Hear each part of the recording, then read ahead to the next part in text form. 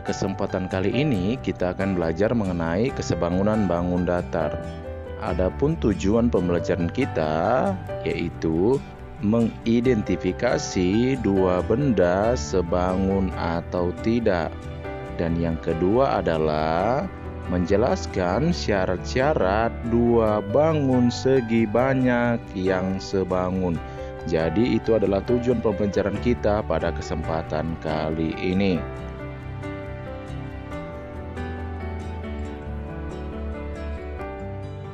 Yang pertama, kita kenal dulu syarat dua bangun datar dikatakan sebangun itu jika yang pertama sudut-sudut seletak sama besar dan yang kedua adalah perbandingan sisi-sisi bersesuaiannya selalu tetap ataupun sama.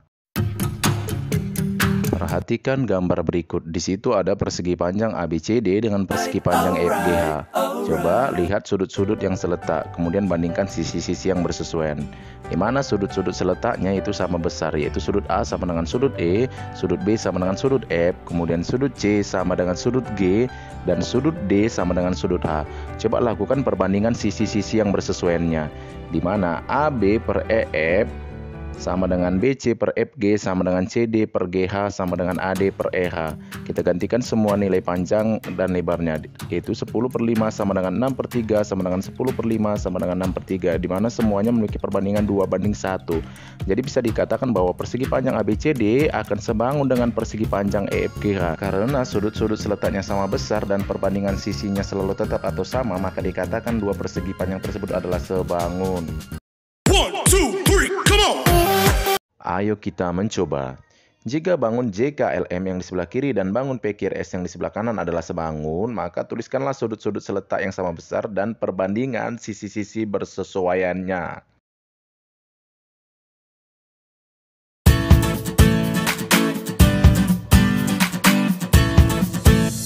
Pada contoh diketahui JKLM sebangun dengan PQRS, maka sudut-sudut seletaknya yaitu sudut J yang berbulat hitam akan sama dengan sudut P yang bulat hitam. Kemudian sudut K akan sama dengan sudut Q, kemudian sudut L sama dengan sudut R, dan sudut M sama dengan sudut S. Karena mereka sebangun, maka perbandingan sisi-sisi yang bersesuaian adalah JK per PQ itu harus sama nanti dengan KL per QR, akan sama lagi dengan LM per RS, kemudian akan sama dengan MJ per SP. Mengapa? Karena pada soal tadi diketahui atau pada contoh mereka adalah sebangun, maka perbandingan sisi-sisinya harus selalu tetap ataupun sama. Jadi ingat bahwa dua bangun datar itu jika sebangun maka sudut seletaknya harus sama besar dan semua perbandingan sisi-sisinya harus selalu tetap ataupun sama. Perhatikan contoh berikut. Perhatikan gambar berikut, yaitu gambar trapesium ABCD di mana AB 16 kemudian CD adalah 12. Kemudian perhatikan juga trapesium yang di sebelah kanannya yaitu trapesium PQRS di mana PS 4 kemudian SR adalah 6 cm. Jika kedua trapesium tersebut adalah sebangun, maka carilah panjang PQ dan BC.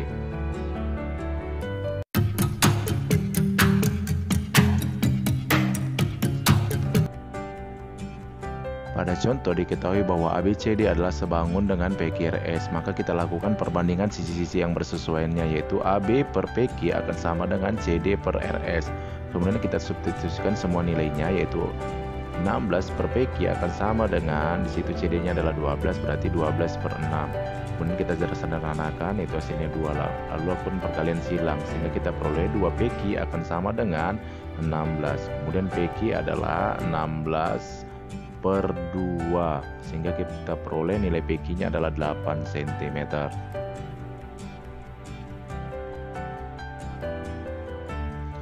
Selanjutnya untuk mencari BC, lakukan perbandingan sisi-sisi yang bersesuaian sesuai langkah yang pertama tadi. Di sini Bapak ambil atau Bapak bandingkan CD per RS itu akan sama dengan BC per PS, lalu substitusikan semua nilainya. 12/6 sama dengan BC per 4. Di situ 12 dengan 6 Bapak sederhanakan hingga hasilnya 2. Lalu Bapak lakukan perkalian silang. Yaitu BC sama dengan 2 dikali 4. Sehingga Bapak peroleh BC sama dengan 8 cm.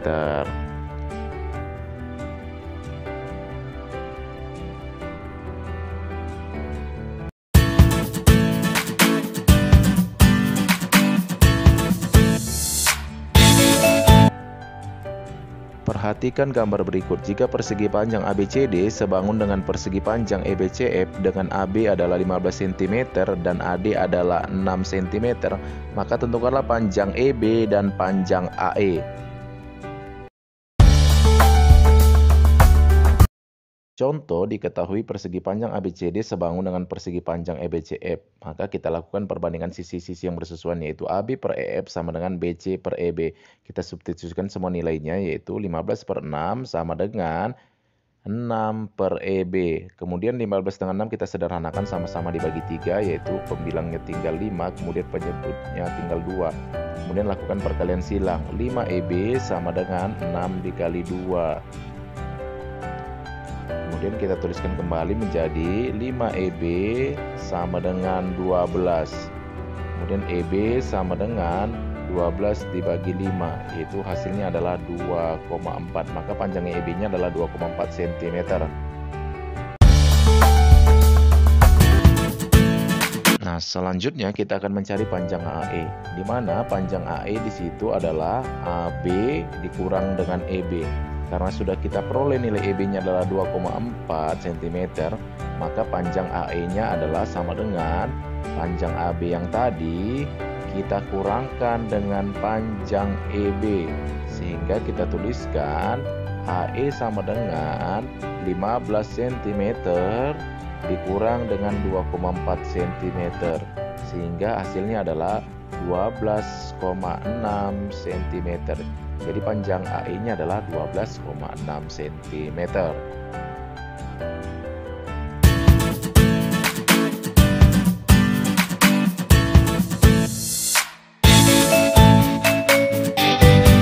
Nah, agar kamu lebih memahami materi kesebangunan bangun datar, mari kerjakan latihan berikut ini. Nomor 1, perhatikan pada gambar. Di situ ada dua trapesium ABCD dan trapesium PQRS. Jika trapesium ABCD dan trapesium PQRS adalah sebangun, tentukanlah panjang PQ dan panjang BC.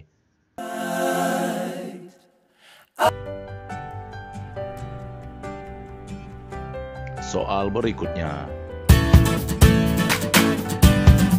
Perhatikan gambar berikut. Jika persegi panjang ABCD dan persegi panjang EBCF adalah sebangun dengan AB sama dengan 25 cm dan AD adalah 10 cm, maka tentukanlah panjang AE dan panjang EB.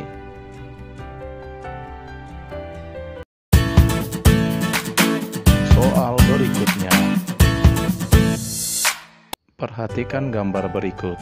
Jika trapesium EFGH sebangun dengan trapesium ABGC, tentukanlah panjang AC dan HC.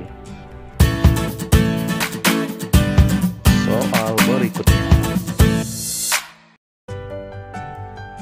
Sebuah foto berukuran tinggi 30 cm dan lebar 20 cm ditempel pada sebuah karton. Sisa karton di sebelah kiri, kanan, dan atas foto adalah 2 cm. Jika foto dan karton sebangun, maka sisa karton di bawah foto adalah sama dengan titik-titik cm.